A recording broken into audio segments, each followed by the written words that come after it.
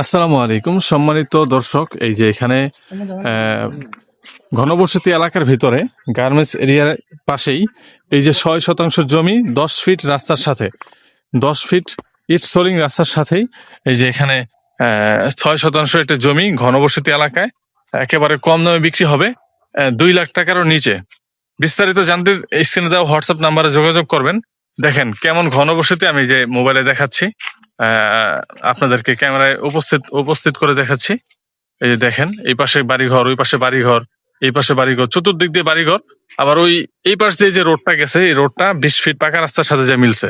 আর ওই পাকা রাস্তার সংলগ্নই কয়েকটা গার্মেন্টস আছে যেগুলোতে হাজার হাজার মানুষ কাজ করে। অর্থাৎ এখানে ভাড়ার চাহিদা অনেক বেশি।